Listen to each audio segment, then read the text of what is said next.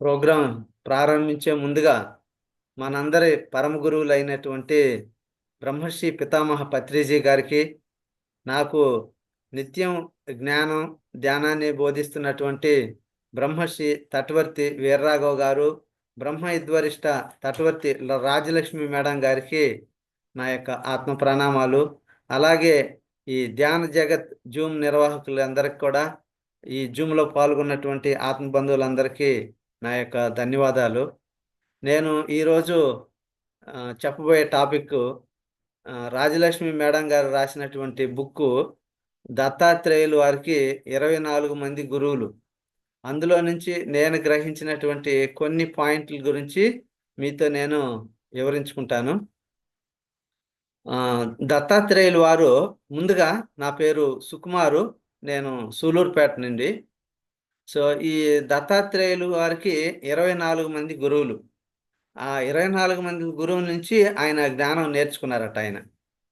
So ఆ విధంగా ఈ దత్తాత్రేయులు వారు అత్రి మహాముని, అనసూయమ్మ దంపతులకి ఈ త్రిమూర్తుల వల్ల, అంటే బ్రహ్మ విష్ణు మహేశ్వరుల యొక్క అంశ వల్ల జన్మించడం జరిగిందంట ఆయన. అలా దత్తాత్రేయుడిని అవధూత అని కూడా చెప్పుకుంటారు. ఆయన ప్రకృతి నుంచే 24 మంది గురువుల్ని ఎంచుకొని వారి ద్వారా పూర్తి జ్ఞానాన్ని పొందారంట ఆయన. సో ఆ విధంగా ఒకసారి ఆ దత్తాత్రేయులు వారు దారిని వెళ్తూ ఉన్నారంట. ఆ వెళ్తూ ఉన్నప్పుడు యదు మహారాజు అనే ఆయన ఈ దత్తాత్రేయుల వారిని చూసి, మరి ఈయన ఎంతో జ్ఞానవంతుడిగా ఉన్నాడు, చాలా ఆనంద స్వరూపుడుగా కనిపిస్తున్నాడు, ఈయన ఎవరు ఆయన తెలుసుకోవాలనే ఉద్దేశంతో ఆయన దగ్గరికి వెళ్ళి, స్వామి మీరు ఎంతో ఆనంద స్వరూపుడుగా కనిపిస్తున్నారు, చాలా జ్ఞాన భాండాగారం, అంటే ఎంతో జ్ఞానం ఉన్నటువంటి వ్యక్తిగా మీరు కనిపిస్తున్నారు, మీరు ఇంత ఆనందంగా ఉండడానికి మీరు ఇలా జ్ఞానం ఎలా పొందారు, మీరు వివరించండి అని ఆయన దత్తాత్రేయులు వారిని అడిగారంటే ఈయన యదు మహారాజు.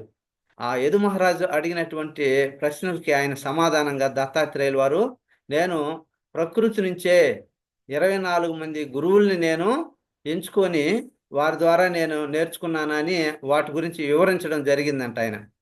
ఆ దత్తాత్రేయులు ఏమన్నారంటే, నేను ఎవరి దగ్గర నేర్చుకోలేదు, నేను ప్రకృతిని చూసే ఎన్నో విషయాలు నేర్చుకున్నాను, నేను 24 మంది గురువుల్ని ప్రకృతి నుంచే ఎంచుకున్నాను అని ఆయన చెప్పడం జరిగిందంట. అయితే ఎలా ఉండాలి మనం, ఏమి వదులుకోవాలి, ఇవన్నీ కూడా మనము ప్రకృతి నుంచే నేర్చుకోవచ్చు. అయితే దత్తాత్రేయులు వారు ఏం చెప్పారంటే, మనకు ఎవరు గురువులు, ఏ విధంగా తెలుసుకోవాలి అన్నది ఆ దత్తాత్రేయులు వారు నాకు మొదటిసారిగా నేను పంచభూతాల నుంచి నేర్చుకున్నాను, నాకు పంచభూతాలే గురువులు. అంటే పంచభూతాలంటే మనకు తెలుసు, భూమి, నీరు, అగ్ని, వాయువు, ఆకాశం, ఇలా 5. ఈ 5ంటినే నేను మొదటగా గురువులుగా ఎంచుకున్నాను, వాటి నుంచి నేను ఎన్నో నేర్చుకున్నాను అని చెప్పాడంట ఆయన. అలా మొదటిసారిగా మనము ఈ పంచభూతాల నుంచి, అంటే భూమి నుంచి ఆయన ఏమి నేర్చుకున్నాడో తెలుసుకుందాం. మనకందరికి కూడా తెలుసు, భూమి ఎంతో ఓర్పు గలది. అంటే భూమిని భూదేవతో మనం పోల్చుతాం. ఆ భూదేవత ఎంతో ఓర్పు ఉంది. ఎందుకంటే మనము రోడ్లు వేస్తుంటాం, డ్యాములు కడతాం, ఎన్నో బ్రిడ్జిలు కడతాం. అలా కట్టేటప్పుడు ఈ జేసీబీలతో అయితేమి, ఇలా ఎన్నో గడ్డపారలతో ఇలా లోడుతుంటాం, కానీ ఎప్పుడు కూడా భూదేవి నాకు కష్టం అన్నట్టుగా చెప్పి మనకు తెలీదు, ఆమె ఎప్పుడు అనదు. అంటే అంత ఓర్చుకుంటుంది అని. ఎవరైనా కూడా ఏదైనా కష్టం వచ్చినా కూడా ఏదైనా ఓర్చుకున్నారంటే, నీకు ఎంత ఓర్పు ఉంది, భూదేవి అంత ఓర్పు ఉందమ్మా నీకు అని అంటుంటారు. అంటే ఇక్కడ మనం ఏం చేశాడంటే, ఆయన భూదేవి నుంచి ఆయన ఓర్పుగా నేర్చుకున్నాడు. అంతేకాకుండా మనం గత జన్మల నుంచి తెచ్చుకున్నటువంటి ప్రారబ్ధ కర్మలు, అంటే ప్రారబ్ధ కర్మలు అంటే అనుభవించడానికి తెచ్చుకున్నటువంటి ఏ కర్మలైతే ఉన్నాయో అవి అవి ఎంత కష్టమైనా సరే వాటిని అనుభవించి తీరాలి. ఆ కష్టమైనటువంటి వాటిని కూడా ఓర్చుకోవాలన్నమాట. అవి అనిపించేటప్పుడు ఎంత కష్టం వచ్చినా కానీ అవి ఓర్చుకోవాలి. అదేవిధంగా మనకు బాగా తెలిసినటువంటి రమణ మహర్షి కానీ, రామకృష్ణ పరమహంస అని, వాళ్ళకు కూడా క్యాన్సర్ రోగం వచ్చినా కానీ వాళ్ళు దాన్ని ఓర్పుగా భరించారు ఆ కష్టాల్ని. ఎందుకంటే వాళ్ళకి తెలుసు ఈ ప్రారబ్ధ కర్మలోనే మనం తప్పకుండా అనుభవించాలి అని వాళ్ళకి తెలుసు కాబట్టి అవి ఎంత కష్టమైనా ఇది శరీరానికే అన్నట్టుగా వాళ్ళు దాన్ని ఓర్చుకున్నారు. అందుకే దత్తాత్రేయుల వారు ఈ ప్రారబ్ధ కర్మల వల్ల ఏ కష్టం వచ్చినా ఓర్చుకోవాలని నేను భూమిని చూసి నేర్చుకున్నాను అని చెప్పాడంట ఆయన. అంతేకాకుండా ఈ భూమి నుంచే ఎన్నో పర్వతాలు పుట్టాయి. వృక్షాలు కూడా భూమి నుంచే వచ్చాయి. ఈ భూమి మీద పుట్టాయి అవన్నీ కూడా. అయితే ఇవన్నీ కూడా ఈ పర్వతాలు కానీ వృక్షాలు కానీ ఎంతటి గాలి వానలు వచ్చినా కానీ తుఫాన్లు వచ్చినా చివరికి సునామీలు వచ్చినా కానీ ఇవేం కూడా ఎలాంటి చలనం అనేది ఉండదన్నమాట, వాటిలో చెలించవు. సో వీటి నుంచి దత్తాత్రేయుల వారు ఎంత కష్టం వచ్చినా కానీ మనం చెలించకుండా స్థిరంగా ఉండాలి, నిలకడగా ఉండాలి అని ఆ పర్వతాలను చూసి కూడా నేను నేర్చుకున్నాను అని చెప్పడం జరిగిందంట ఆయన. సో ఆ విధంగా మనం చూడండి, ఒక సామాన్య మానవులుగా చిన్న చిన్న కష్టాలు వచ్చినా కూడా వాటికి కుంగిపోతుంటాం. ఏదైనా చిన్న చిన్నవి మనకు ఏదైనా భోగాలు వచ్చినా, ఏదైనా ఒక ధనం ఏదైనా, లేకపోతే ఏదైనా లాటరీలు ఏదైనా ఒక మంచి గిఫ్ట్ ఏదో ఒకటి ఇలాంటి మనకు మంచి జరిగితే మనం వాటికి పొంగిపోతూ ఉంటాం. కష్టం వచ్చినప్పుడు కుంగిపోతాం, అదే మనకు మంచి జరిగినప్పుడు వాటికి పొంగిపోతుంటాం అన్నమాట. కానీ పర్వతాలు అలా కాదు. అవి ఎలాంటి కష్టాలు వచ్చినా, ఎలాంటి సునామీలు వచ్చినా కానీ స్థిరంగా ఉంటాయి. సో ఆ విధంగా మనం వాటిని చూసి చెలించకుండా స్థిరంగా ఉండాలి అన్నది దత్తాత్రేయుల వారు వాటిని చూసి నేర్చుకున్నారట. సో అదేవిధంగా రెండవది నీరు, జలం. దాని నుంచి ఆయన ఏం నేర్చుకున్నారంటే జలం నుంచి శుద్ధత్వాన్ని నేర్చుకున్నాడంట. ఎలాగంటే నీళ్లు మురికిగా ఉన్నదాన్ని ఏదైనా సరే దాన్ని పరిశుభ్రం చేస్తుంది. నీటితో మనం దేన్నైనా కడుగుతూ ఉంటాం. ఇప్పుడు విగ్రహాలు ఉన్నాయి గుడిలో. ఆ గుడిలో విగ్రహంలో మురికిగా ఉన్నదాన్ని ఆయిల్ అవన్నీ కూడా కడగడానికి నీరు ఉపయోగం.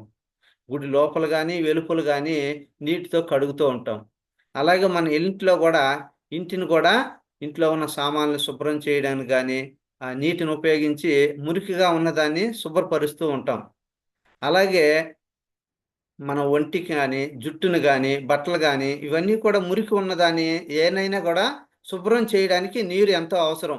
అలా మానవులకే కాదు, ఏ ఇతర జీవులైనా కూడా నీరు చాలా చాలా ఉపయోగం. నీరు ఉపయోగం ఏంటంటే తాగడానికి కానీ ప్రతిదానికి ఉపయోగమే. నీరు లేకపోతే మనం ఎవరం కూడా జీవించలేం. ఈవెన్ వృక్షాలు కానీ జంతువులు ఏ జీవి కూడా జీవించలేదన్నమాట. నీరు అంత అవసరం. అంటే నీరు మురికిగా ఉండేదాన్ని శుభ్రపరుస్తుంది. ఆ విధంగా దత్తాత్రేయులు వారు ఏంటంటే తన దగ్గరికి ఎవరైనా శిష్యులు వచ్చినప్పుడు వాళ్ళల్లో ఉండేటువంటి అజ్ఞానాన్ని తొలగించి వాళ్ళని జ్ఞానవంతులుగా చేయడం తెలుసుకున్నాడంట ఆయన. ఎలా అయితే నీటి ద్వారా మురికిగా ఉన్నదాన్ని శుభ్రం చేస్తుందో ఆ విధంగా దత్తాత్రేయులు వారి దగ్గరకు వచ్చినటువంటి శిష్యుల్లో ఉన్న అజ్ఞానాన్ని తొలగించి జ్ఞానవంతులుగా అంటే వాళ్ళని పవిత్రత చేయడం అన్నమాట. ఆ విధంగా చేయడం నేర్చుకున్నాను అని చెప్పాడు అన్నమాట. సో అదే విధంగానే మనకు బ్రహ్మర్షి పితామహ పత్రిజీ గారు ఎంతో మందికి ఈ యొక్క శ్వాస మీద ధ్యాన మార్గం ద్వారా అజ్ఞానంలో నుంచి వాళ్ళందరిని తొలగించి ఎంతో మందికి జ్ఞానాన్ని ప్రసాదించాడు ఆయన. సో అదే బాటలోనే మనందరి గురువు అయినటువంటి బ్రహ్మర్షి తటవర్తి రాఘవరావు గారిని, బ్రహ్మ విద్వరిష్ట రాజలక్ష్మి మేడం గారు కానీ ఎంతో మందికి వారికి ఉన్నటువంటి జ్ఞానాన్ని నిత్యం బోధిస్తూ ఉంటారు వాళ్ళు. సో భీమవరంలో 3 రోజులు ఆత్మజ్ఞాన శిక్షణ తరగతులు ఇస్తూ అన్ని వసతులతో పాటు ఉచితంగా జ్ఞానాన్ని బోధిస్తూ మిగతా రోజుల్లో కూడా అన్ని ప్రాంతాలకు వెళ్ళి వాళ్ళు జ్ఞానాన్ని బోధిస్తుంటారు. అంటే అజ్ఞానంలో ఉన్న వారిని జ్ఞానం వైపు నడిపించే మార్గాన్ని తెలియజేస్తుంటారు అన్నమాట. సో ఆ విధంగా మనం అందరమే అటువంటి సద్గురువులను పొందడం నిజంగా ఎంతో అదృష్టవంతులు అని నా యొక్క భావన. సో నేను కూడా ఈ గురువులు చెప్పినటువంటి సందేశాల్ని విని అర్థం చేసుకొని ఆచరించడానికి నేను కూడా ప్రయత్నిస్తున్నాను. ఎప్పుడంటే ఇప్పుడు కూడా మనం ఇలా గురువులు చెప్పిన సందేశాన్ని విని అర్థం చేసుకుంటేనే మనం ఆచరించగలం. ఆచరించినప్పుడే మనలో ఉన్నటువంటి గుణాలు కొద్ది కొద్దిగా అంటే ఈ తమో గుణం, రజో గుణం నుంచి కొద్ది కొద్దిగా తొలగి మనం సాత్విక గుణంలోకి రాగలం. అలా మన గుణాలలో వృద్ధి అనేది జరుగుతుంది. సో మనలో ఉన్నటువంటి చెడు లక్షణాలన్నీ కూడా పోయి మంచి సద్గుణాలు మనలో అలవాటు చేసుకోగలం. అంటే అజ్ఞానం నుంచి జ్ఞానం వైపు రాగలం అన్నమాట. అలా తెలుసుకున్న జ్ఞానాన్ని 10 మందికి పంచుతూ ఉండాలి అనే నాకు ఉన్నటువంటి ఆసక్తి. నేను అదే కృషి చేస్తున్నాను. సో ఆ విధంగానే దత్తాత్రేయులు వారు మూడవ గురువు ఎవరంటే అగ్ని. అగ్ని నుంచి కూడా ఆయన నేర్చుకున్నారు. ఎలాగంటే అగ్ని అది మంచైనా చెడైనా ఏమి చూడదు. దానికి ఎలాంటి వివక్షత లేదు అగ్నికి. అది డబ్బు అయినా సరే, చిత్తు కాగితం అయినా కానీ దానికి దగ్ధం చేసి అంటే మండించేసే అగ్నికి ఆ గుణం ఉంది. దగ్ధం చేయగలదు. దానికి ఎలాంటి ఇది మంచిదా చెడుదా, ఇది తనదా లేదా ఇంకొకరిదా ఏం చూడదు. ఎలాంటి స్వార్థం లేదు. అంటే ఎలాంటి వివక్షత లేకుండా దేన్నైనా కానీ అలా భస్మం చేయగలిగే గుణం ఉంది అగ్నికి. సో ఆ విధంగానే ధ్యానం చేసేటువంటి యోగి తన కష్టాలను కానీ సుఖాలను కానీ సమానంగా స్వీకరిస్తాడంట ఆయన యోగి. సో ఆ విధంగా దత్తాత్రేయులు వారు అగ్నిలాగా మంచి కానీ చెడులు కానీ అన్నిటినీ సమదృష్టితో చూడాలి అని ఆయన నేర్చుకున్నారంట ఆయన అగ్నిని చూసి. అలాగా 4వ గురువు వాయువు. ఈ పంచభూతాల్లో భూమి నుంచి ఓర్పుగా నేర్చుకున్నాడు. చంచలం లేకుండా అంటే స్థిరంగా ఉండడం నేర్చుకున్నాడు. సో అలాగే నీటి నుంచి శుద్ధత్వం అంటే పరిశుభ్రంగా ఉండడం నేర్చుకున్నాడు. అలాగా అగ్ని నుంచి వివక్షత లేకుండా అంటే స్వార్థం లేకుండా ఉండడం నేర్చుకున్నాడు. 4వది వాయువు. వాయువులో 2 రకాలుగా ఉంటుంది. ఒకటి అంతర్వాయువు, రెండోది బహిర్వాయువు. అంతర్వాయువు ప్రాణశక్తిగా మన శరీరంలోనే ఉంటుంది. ఈ ప్రాణశక్తి ఉంటేనే మనిషి జీవించగలడు. ప్రాణశక్తి లేకపోతే ఆ శరీరం శవం అవుతుంది. అంటే మానవులు కానీ జంతువులు కానీ ఏటికైనా కానీ అవి ప్రాణశక్తి చాలా అవసరం. అంటే బహిర్వాయువు అంటే బాహ్యంగా ఉండే వాయువు. అంటే తన లక్షణం ఏంటంటే బాహ్యవాయువు దేన్నైనా సరే తనతో పాటు తీసుకెళ్తుంటుంది అన్నమాట బాహ్యవాయువు. చూడండి, ఇప్పుడు బహిర్వాయువు అంటే ఇప్పుడు బాహ్యంగా ఏదైనా ఒక జీవి చనిపోయి ఉంది. ఒక ఎలుకో లేదా పందో ఏదైనా చనిపోయి ఉంటే ఈ దుర్వాసన వస్తుంటది. మనం ఆ దారిని వెళ్తూ ఉంటే ఆ వాసన మనకు తెలుసు. ఇక్కడ ఏదో చనిపోయినట్టుంది. మనకు బ్యాడ్ స్మెల్ దుర్వాసన మనకు వస్తుంది అని మనకు వెంటనే తెలుసుకోగలం. అలాగే మనం ఏదైనా మంచి సువాసన వస్తుంటది. ఏదైనా ఒక గులాబీ తోటో లేదా ఒక మల్లి తోటో అలా సంపంగి తోట ఏదైనా ఉండిందనుకోండి, పూల మొక్కలు మంచి సువాసన ఇచ్చేటివి. మనకు అలా వెళ్తున్నప్పుడు మనకు ఆ స్మెల్ వస్తది. అంటే ఆ యొక్క వాయువు దుర్వాసనైనా తీసుకెళ్తుంది. ఒక మంచి సువాసనైనా గానీ తనతో పాటు తీసుకెళ్తుందన్నమాట. దానికి ఎలాంటి భేదాలేమి ఉండదు. సువాసనలైనా గానీ, దుర్వాసనలైనా గానీ తనని సమానంగా స్వీకరించేటువంటి గుణము ఆ వాయువుకుంది. అలాగే జ్ఞాని కూడా. జ్ఞాని ఆత్మజ్ఞానం కలిగినటువంటి వాళ్ళు ద్వంద్వాలని సమస్థితిలో చూస్తారు. అంటే శీతోష్ణాల్లో గానీ, సుఖ దుఃఖాల్లో గానీ, గెలుపు ఓటముల్లో గానీ సమానంగా ఉంటాడన్నమాట యోగి. ధ్యానం చేసేటువంటి ఆత్మజ్ఞానం కలిగినటువంటి యోగి. కాబట్టి నేను ఈ వాయువుని చూసి జ్ఞాని ఎలాగైతే ఉంటాడో, నేను ఈ యొక్క దత్తాత్రేయులు వారు వాయువుని చూసి నేను సమస్థితిలో ఉండడం నేర్చుకుంటున్నాను. ఇలా మంచి గాని, చెడు గాని ఈ ద్వంద్వాలలోని సమస్థితిలో చూడడం నేను నేర్చుకున్నానని దత్తాత్రేయులు వారు చెప్పాడన్నమాట వాయువుని చూసి. అలాగా ఐదవ లక్షణం ఏంటంటే, ఐదవ ఆయన గురువు ఆకాశం. ఆకాశం అంతటా వ్యాపించి ఉంటది. మన కంటికి కనిపిస్తుంది పైన ఆకాశం. అంతటా వ్యాపించి ఉంటది. కానీ ఆకాశం యొక్క గొప్పతనం ఏందంటే, అది దేనికి అంటించుకోదు. అంతటా ఉంటది గానీ, దేన్ని పట్టించుకోదనమాట. దేనికి అంటుకోదు. చూడండి పరమాత్మ గూడా ఆయన లేని ప్రదేశం లేదు. ఆయన సర్వవ్యాపి, సర్వాంతర్యామి అని చెప్పుకుంటాం. మనకు తెలుసు. కానీ ఎవరికీ దొరకడాయన. ఏమైనా పట్టుకోగలమా ఎవరైనా పరమాత్మని? సో, కంటికి కనపడడు. సో, ఆ విధంగానే ఆకాశంలాగా నేను కూడా ఆ పరమాత్మను చూసి, పరమాత్మ యొక్క తత్వాన్ని తెలుసుకున్నాను. పరమాత్మను గురించి తెలుసుకున్నాను నేను. ఆకాశం ఏ విధంగా అంతటా వ్యాపించి ఉంటది. కానీ ఎవరికీ కనిపించడు. ఆ విధంగా పరమాత్మ గూడా అంతటా వ్యాపించి ఉంటాడు. కానీ కనిపించడు అని నేను తెలుసుకున్నాను అని దత్తాత్రేయులు వారు చెప్పడం జరిగింది. దీన్ని బట్టి మనకు దత్తాత్రేయులు వారు ప్రతి విషయాన్ని గూడా చాలా సూక్ష్మంగా పరిశీలించడం జరుగుతుంది. ఆయన పంచభూతాలైనటువంటి భూమి, నీరు, అగ్ని, వాయువు, ఆకాశం వీటన్నిటిని జాగ్రత్తగా పరిశీలిస్తున్నారాయన. అలా పరిశీలించి వాటిల నుంచి అనేక పాఠాలు నేర్చుకున్నారాయన. 5 యొక్క పంచభూతాల నుంచి 5 పాఠాలు నేర్చుకున్నారు. ఆ విధంగా మనం కూడా ఈ ప్రకృతిలో ఎన్నో విషయాలు చూసి మనం కూడా నేర్చుకోవాలి. ఎలాగంటే మనం వాటి గురించి లోతుగా విశ్లేషించాలి. అప్పుడే మనకది అర్థం అవుద్ది. రాఘవరావు సార్ మాకు ఇటీవలే ఒక స్పిరిచ్యువల్ రీసెర్చ్ అని పెట్టారాయన. ప్రత్యేక ట్రైనింగ్ క్లాస్ ఇప్పిచ్చారు. ఎందుకంటే మనం ఎన్నో విషయాలు వింటుంటాం, చూస్తుంటాం.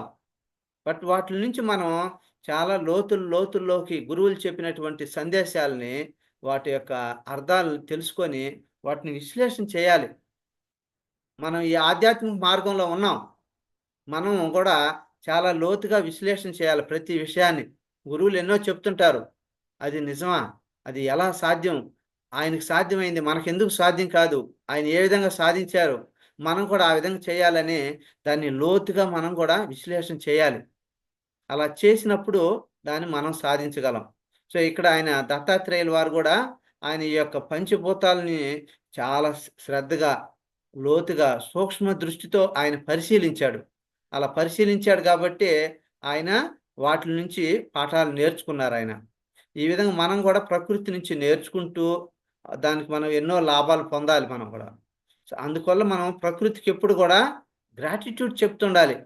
ప్రకృతి నుంచి మనకు ఎన్నో నేర్చుకోగలం. ఆ ప్రకృతికి ఎప్పుడు కూడా మనం కృతజ్ఞతా భావంతో ఉండాలి. యూనివర్స్‌తో మనం ఐక్యం కావాలి. నేనైతే ఈ ధ్యాన మార్గంలోకి వచ్చిన తర్వాతే దీని గురించి నేను కొంచెం గ్రహించాను. ఎందుకంటే స్టార్టింగ్‌లో మొదట్లో చెప్పినప్పుడు ఎంతోమంది మాస్టర్‌లు ఈ జూమ్‌లో చెప్తుండేవాళ్ళు.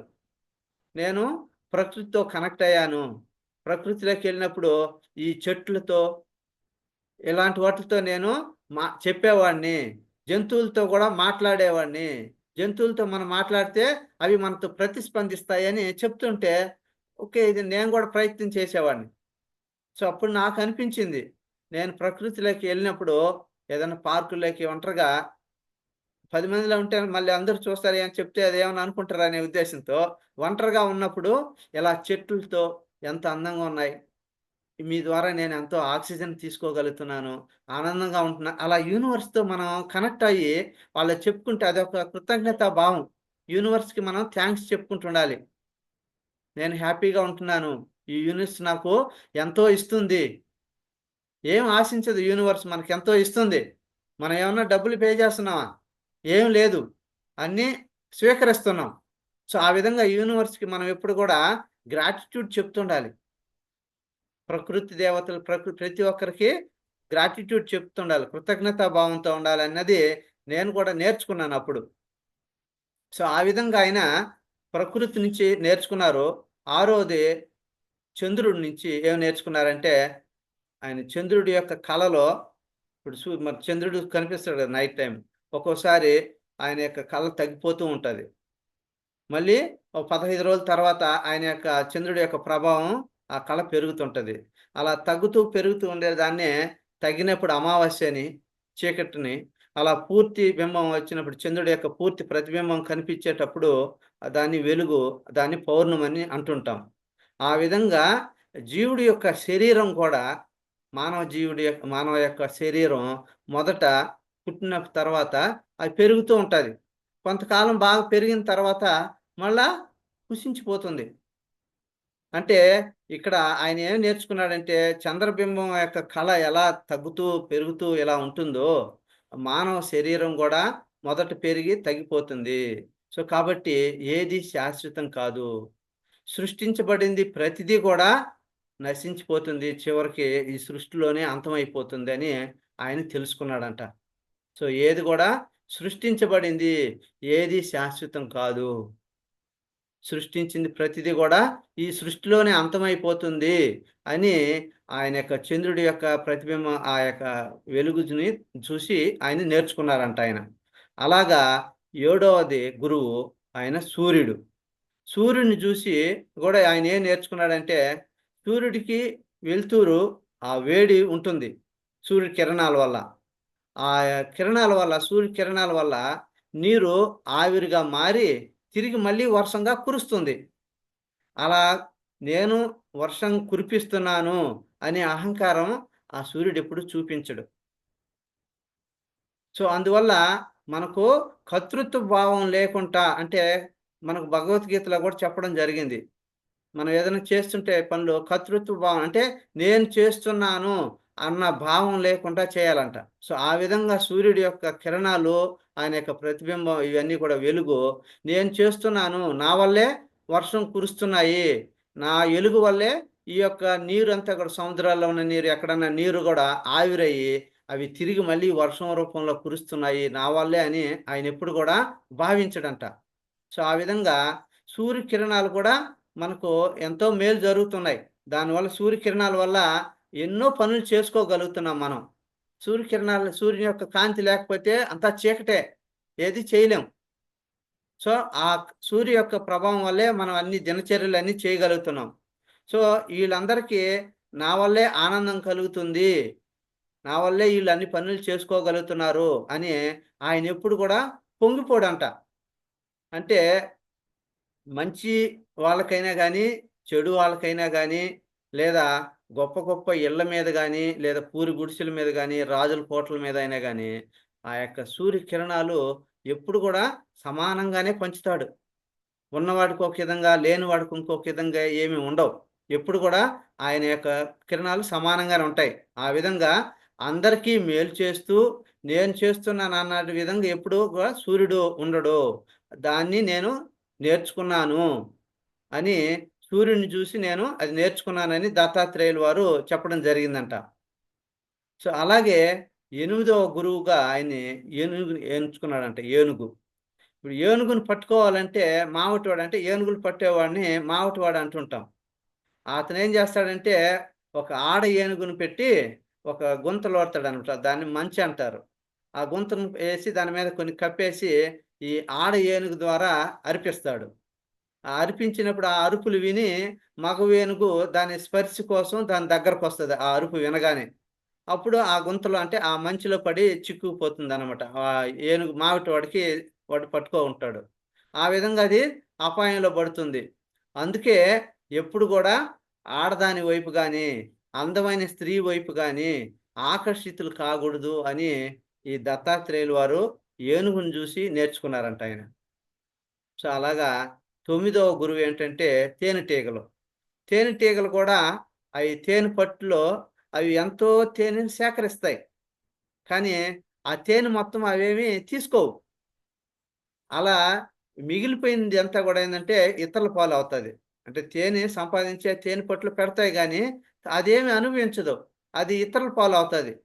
అంటే కష్టం ఒకరిది, అనుభవించేది ఇంకొకరనమాట. అందుకే ధనం అన్నది గూడా మనం ఎంత కూడబెట్టినా వాళ్ళేమి ఉపయోగించుకోరు. ఆ ఉపయోగించుకోకపోతే అది అంటే అవసరానికి మించింది ఉన్నదాన్ని మనం ఇతరులకి డొనేషన్ రూపంలోనో, లేకపోతే అవసరాల్లో ఉన్న వాళ్ళకి అంటే ఆపదల్లో ఉన్న వాళ్ళకి, వాళ్ళకి ఎంతో కొంత దానం సహాయం చేయడం, లేదా లోక కళ్యాణకరమైనటువంటి సేవలు చేయడం, ఆత్మపరమైనటువంటి సేవలు చేయడానికి ఉపయోగించాలి.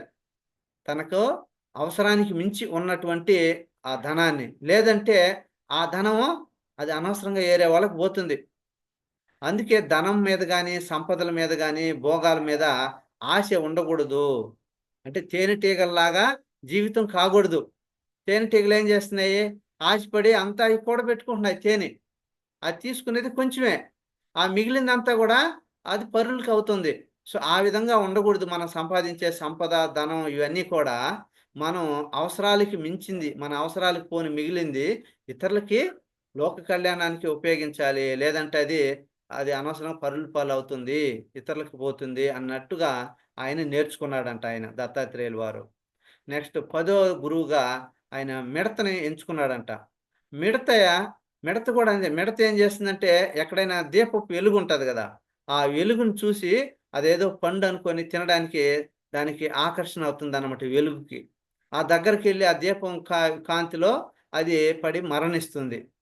అంటే అందమైన వాటికి, ఆకర్షణీయమైన వస్తువులను చూసి నాకది కావాలి, ఇది కావాలి అనే తన్మయత్వంలో గాని వాటి వెనకాల పడ్డామంటే, మనము ప్రమాదంలో పడతాము అన్న సత్యాన్ని ఆ దత్తాత్రేయులు వారు ఆ మిడతను చూసి ఆయన నేర్చుకున్నారంట.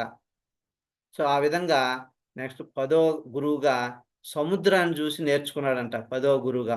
అంటే సముద్రంలో ఎన్నో నదుల నుంచి ఆ నీరంతా వచ్చి సముద్రంలో కలుస్తాయి. కానీ ఎన్ని నదుల నుంచి వచ్చి నీరు కలిసినా గానీ, ఆ సముద్రం ఏమి పొంగిపోదంట. ఇన్ని నదుల నుంచి నాలో వచ్చి కలుస్తున్నాయి అన్నట్టుగా అదేమి పొంగదంటది. సో, అలాగే వేసవి కాలం వచ్చినప్పుడు ఆ సముద్రంలో నీరంతా గూడా ఆవిరయ్యి మేఘాల రూపంలో మారిపోతుంది. కానీ అప్పుడు గూడా సముద్రం ఏమి తరిగిపోదు. సో, ఆ విధంగా నదులన్నొచ్చి తనలో కలిసినా పొంగదు. అవి ఆవిరైపోయినా గానీ అవేమి తరిగిపోదు.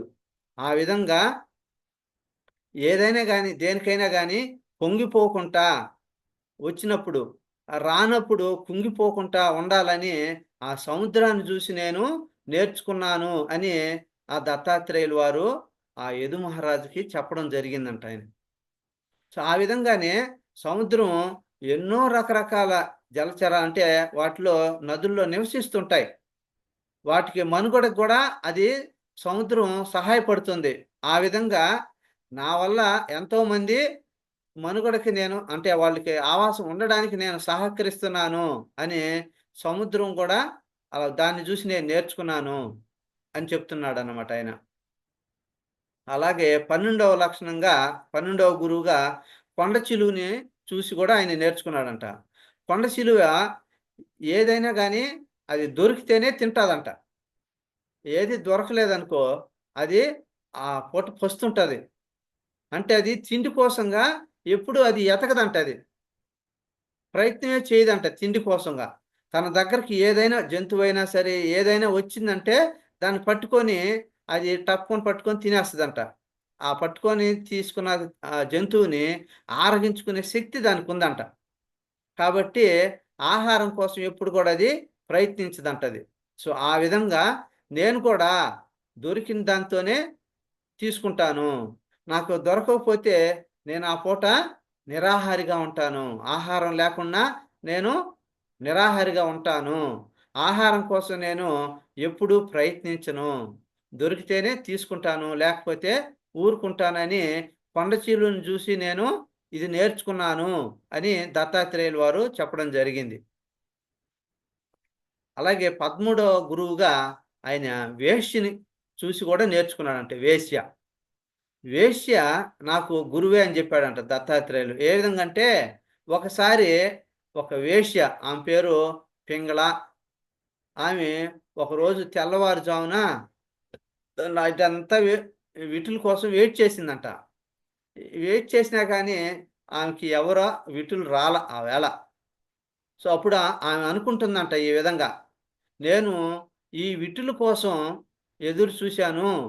కానీ ఎవరు రాలేదు.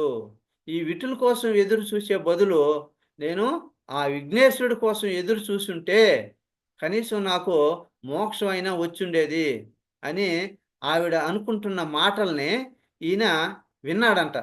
ఈ దత్తాత్రేయుల వారు ఆ దారిన పోతుంటే. అప్పుడు ఈయన అనుకున్నాడంట.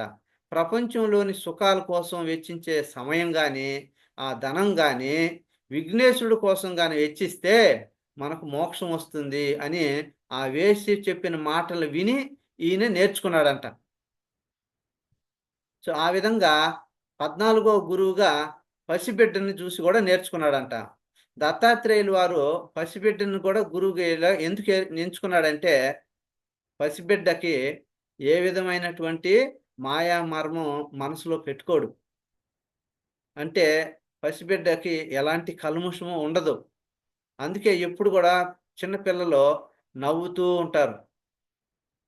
అంటే పసిబిడ్డకి ఒకటే, అందరూ ఒకటే. అంటే వాళ్ళకి ఎలాంటి కుట్ర ఏమి ఉండదనమాట ఆ పసిబిడ్డకి. ఎవరి మీద కూడా రాగద్వేషాలు ఉండవు. అందుకే పసిబిడ్డని దైవంతో సమానం అని చెప్తుంటారు చిన్న పిల్లల్ని. సో, ఎందుచేతంటే వాళ్ళకి ఎలాంటి మాయా మర్మలు ఏమి ఉండవు.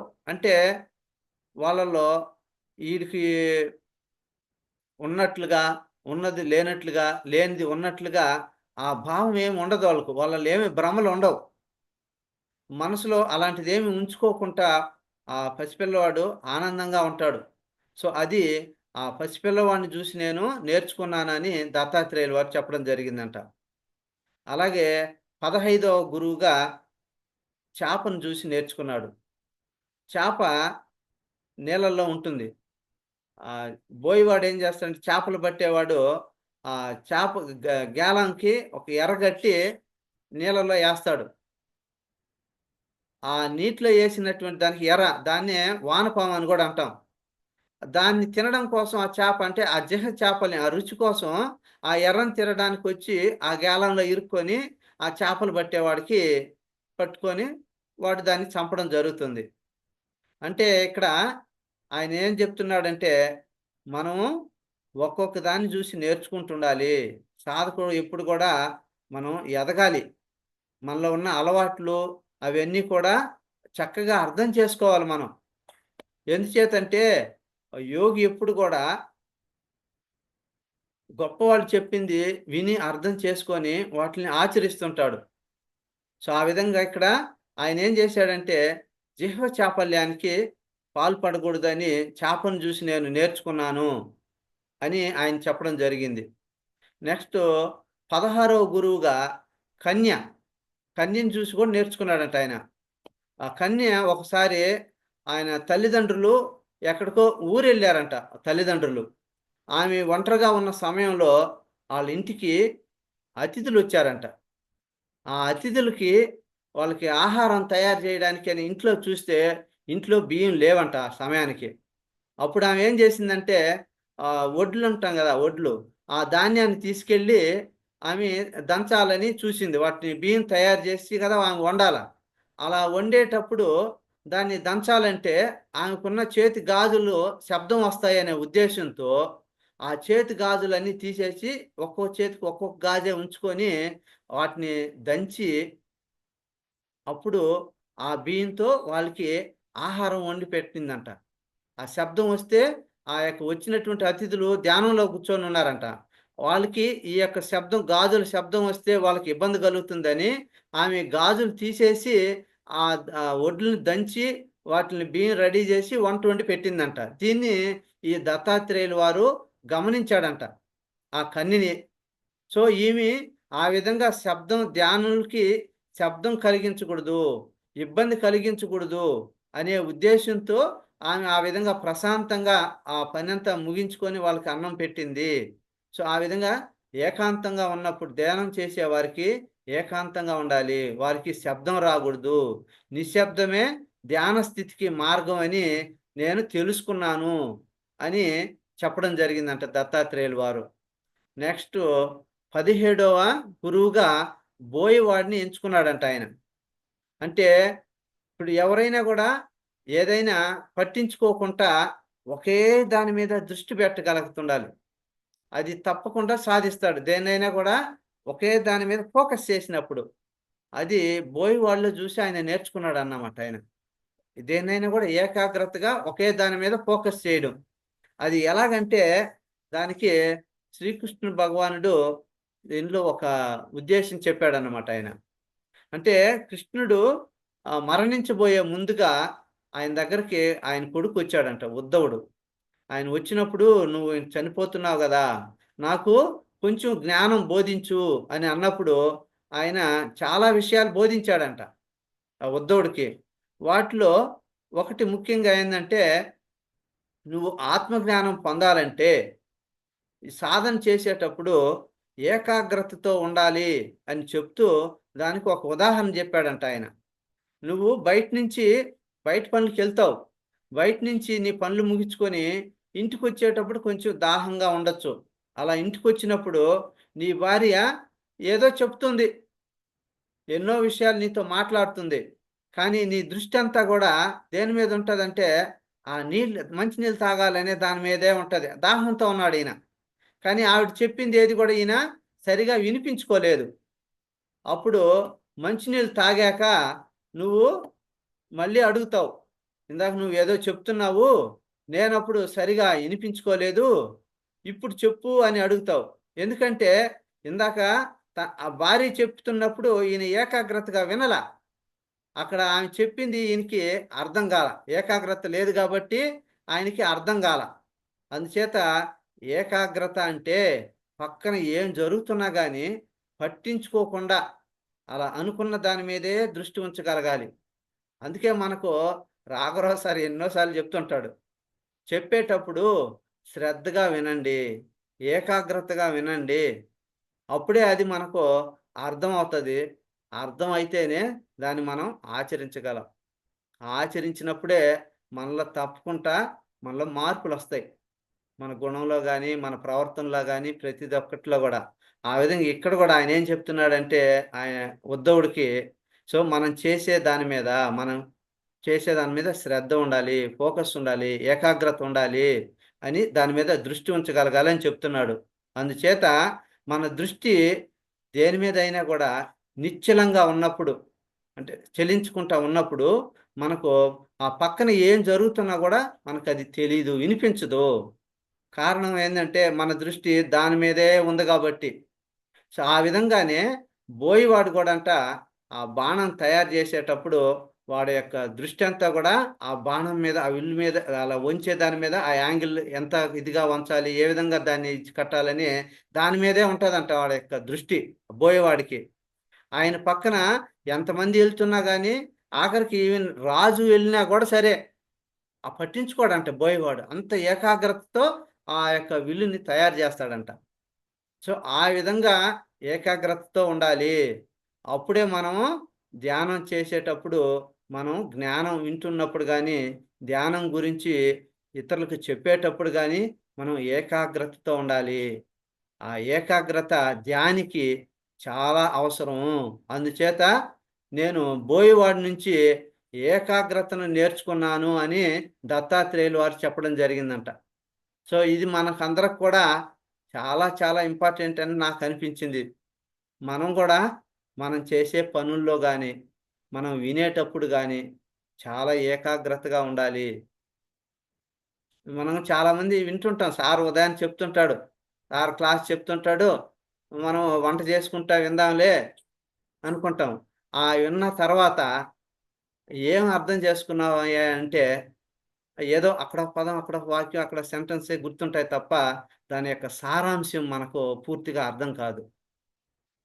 కాబట్టి గురువుగారు చెప్పేటప్పుడు మనం ఏకాగ్రతగా, శ్రద్ధగా వినాలి. వినాలన్నది నేనైతే బాగా అర్థం చేసుకున్నాను. అయితే అర్థం చేసుకోవడం కాదు, ఆచరించాలి మనం. ఆచరించినప్పుడే మనలో బాగా ఇదుంటది.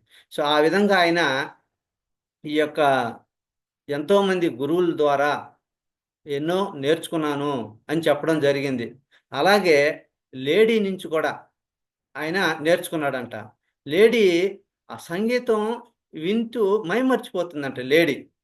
అందుచేత ఆ లేడీని పట్టుకోవడానికి బోయవాడు ఏం చేస్తాడంటే సంగీతం వినిపిస్తాడు. లేదా వీణలేస్తుంటాడు. ఆ సంగీతానికి అది మైమరిచిపోయి పరిగిస్తూ వచ్చి ఆ బోయవాడేసినటువంటి వలలో చిక్కుకుపోతుంది. ఆ విధంగా అది ఆ బోయవాడికి దొరికిపోతుంది. సో, ఆ విధంగా లేడీ ఆ సంగీత ధ్వనులకి, ఆ నాట్యానికి అది అంటే కళలకి అది మైమరిపోతుంది. దాని మీద కాబట్టి ఇక్కడ ఆయన ఏం చెప్తున్నాడంటే, దేని మీద గూడా మనకు ఆకర్షిత కాగూడదు. అలా మనసు పెట్టి ఆకర్షణకు లోనైనట్లయితే మనం నష్టపోయి ప్రమాదంలో పడిపోతాము అని చెప్పడం జరిగింది. అంటే కొంతమంది ఈ స్త్రీల పట్ల వాటిల మీద వాటికి వ్యామోహం చెందుతుంటారు. సో, ఆ విధంగా మనం ఇక్కడ ఎవరికి కూడా ఆ విధంగా మనం ఉండకూడదు అని దత్తాత్రేయులు వారు లేడీ నుంచి దేనికి ఆకర్షితులు కాకూడదు మనం అని ఆయన నేర్చుకున్నాడంట. అలాగే సర్పం, సర్పం నుంచి కూడా ఆయన నేర్చుకున్నాడంట. సర్పం ఏందంటే అది ఏ రంధ్రాల్లోకి వాటిలన్నిట్లోకెళ్తుందది. పుట్టల్లోకెళ్తుంది. కానీ అది ఎప్పుడు కూడా శుభ్రంగానే ఉంటదంట. అది తనకెప్పుడు గూడా గూడు కావాలని ఎప్పుడూ అది అనుకోదంట. ఆ బురదలోకెళ్ళినా గానీ, ఆ సర్పాలకేమి బురద అంటుకోదంట ఆ విధంగా. సో, ఆ విధంగా ఇక్కడ మనం కూడా దేన్ని అంటించుకోకుండా జీవించాలి.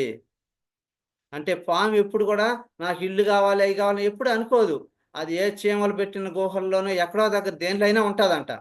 ఆ విధంగా మనం కూడా దేనికోసం ప్రయత్నించుకుంటా, ఆ భగవంతుడి మార్గంలోనే అంటే భగవంతుడు ఏదైతే చెప్పాడో, ఆ మార్గంలోనే మనం ఉంటూ మనకు ఇది నాకు ఇల్లు గావాలి, ఈ ప్యాలెస్ కావాలి అని ఏది లేనప్పుడు గూడా దాన్నేం బాధపడగూడదంట. మన అర్హతను బట్టి మనకి ఏది వస్తే దాంతోనే తృప్తిగా ఉండాలి. లేని దాని కోసం ఆలోచిస్తూ అనవసరంగా బాధపడగూడదు అని దత్తాత్రేయులు వారు ఆ సర్పం నుంచి నేర్చుకున్నాడంట ఆయన. సో, ఆ విధంగా మనం ఈ దత్తాత్రేయులు వారు ఏటిని గురించి నేర్చుకున్నాడో మనం కూడా ఆలోచించగలగాలి. ఈ ప్రకృతిలో ప్రతి దాన్ని చూసి మనం నేర్చుకోవడం అలవాటు చేసుకోవాలి. ఎన్నో చూస్తుంటాం. కానీ దాని గురించి మనం అంత డీప్‌గా ఆలోచించం. ఆలోచించినప్పుడే మనకు అర్థమవుతది. ఓహో! దీని గురించి మనం నేర్చుకోవాలి. దీన్ని జూసి మనం తెలుసుకోవాలి అని మనకు అర్థమవుతది. అలాగే ఆయన కంత్రీగ మనకు రాఘవరావు సార్ చెప్తుంటాడు. భ్రమర న్యాయం అని. అలా కంతిరీగను చూసి గూడా ఆయన నేర్చుకున్నాడంట. ఈ కంతిరీగ ఏం చేస్తుందంటే మట్టితో ఒక గూడు కట్టి, ఆ గూడులోకి ఒక కీటకాన్ని తీసుకొచ్చి పెట్టి, ఆ గూడులో పెట్టిన తర్వాత అది కొద్ది రోజుల పాటు రోజు జూంకారం అనే శబ్దాన్ని చేస్తూ ఉంటదంట. ఆ జూంకారం శబ్దం వింటూ అది, అది భ్రమరంగా దాని శరీరం ఏమవుతుందంటే ఆ కీటకం భ్రమరంగా మారిపోద్దంటది. అంటే ఆ భ్రమణంగా మారినటువంటి దాన్ని ఆ గూడుని పగలగొట్టుకొని అది ఎగురుకుంటూ బయటకొస్తుందంటది. సో, ఆ విధంగా ఆ యొక్క ఆ జూంకార శబ్దం విని కీటకం చివరికి ఆ భ్రమరంలాగా తయారవుతుందంట. సో, ఆ విధంగా ధ్యానంలో ఆ పరమాత్మతో ఉన్నప్పుడు మనం గూడా, మనం పరమాత్మలాగా మారిపోతాము. అంటే మనలో ఉన్నటువంటి ఈ మానవ లక్షణాలన్నీ కూడా పోయి, ఆ యొక్క భగవంతుడి లక్షణాలొస్తాయి. ఎందుకంటే మనం ధ్యానం చేసేటప్పుడు మనం ఆత్మతో ఉంటాం. ఎప్పుడైతే మనం ఆత్మతో ఉన్నప్పుడు, మనలో ఉన్నటువంటి ఈ మానవ లక్షణాలు ఇవన్నీ క్రమేణా పోతాయి. మన తీవ్ర ధ్యాన సాధన చేసేటప్పుడు మనలో ఉన్నటువంటి ఈ తమోగుణం, రజోగుణం, ఈ యొక్క సాత్విక గుణం అన్నీ పోయి మనం నిర్గుణ స్థాయికి ఎదగాలి. అదే మానవ యొక్క అంతిమ లక్ష్యం. అందుకే మానవుడు మాధవుడుగా అవ్వాలి. అంటే ఒక అంశాత్మకం వచ్చినటువంటి మనం ఎన్నో పాఠాలు నేర్చుకుంటూ అనుభవపూర్వకంగా మనం మానవ జన్మ యొక్క లక్ష్యమైనటువంటి పూర్ణాత్మగా అంటే జన్మ రాహిత్యం చేసుకోవడం, మోక్షం పొందడం ఇవన్నీ చేసినప్పుడే మనం పూర్ణాత్మగా అవుతాం. అదే మానవ యొక్క లక్ష్యం. అంటే మానవుడే మాధవుడుగా ఎదగడం అన్నమాట. ఆ విధంగా ఈ భ్రమర కీటక న్యాయం ద్వారా ఆయన ఆ యొక్క కీటకాన్ని జూసి గూడా నేర్చుకున్నాడంట. కంతిరీగను జూసి దత్తాత్రేయులు వారు. అలాగే సాలీడు. ఆ సాలీడుని జూసి గూడా ఆయన నేర్చుకున్నాడంట.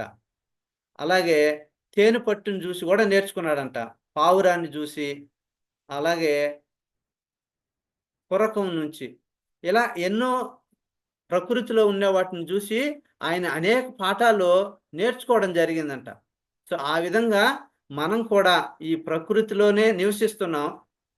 అంటే ఈ పంచభూతాలతో తయారైనటువంటి ఈ దేహం కూడా మనం చివరికి ఈ యొక్క పంచభూతాల్లోనే కలిసిపోతుంది. సో, కాబట్టి ఎప్పుడు గూడా మనకు ఈ ప్రకృతితో మమేకమై ఉండాలి. ప్రకృతికి ఎప్పుడు గూడా మనం కృతజ్ఞతా భావంతో ఉండాలి. ఎన్నో నేర్చుకోవచ్చు. దత్తాత్రేయులు వారు ఎలాగైతే ఈ ప్రకృతి నుంచి చూసి నేర్చుకున్నాడో, మనం కూడా మన చుట్టూ నివసిస్తున్నటువంటి జీవులను చూసి, ఈ ప్రకృతిని చూసి ఎన్నో నేర్చుకోవాలి మనం కూడా. సో, అలా నేర్చుకున్నప్పుడే మనం ఉన్న స్థితి నుంచి ఇంకా ఉన్న స్థితికి ఎదగతాము అన్నది నాకు అర్థమైంది. నాకు ఈ అవకాశం ఇచ్చినందుకు ఈ యొక్క ధ్యాన జగత్ గ్రూప్ వారికి, ఆర్గనైజర్స్ అందరికీ, గురువు గారికి కృతజ్ఞతలు తెలియజేస్తున్నాను. ఈ జూమ్‌లో ఉన్నటువంటి ఆత్మ బంధువులందరికి కూడా thank you. Thank you masters. Thank you. Thank you very much, sir. Ricardo,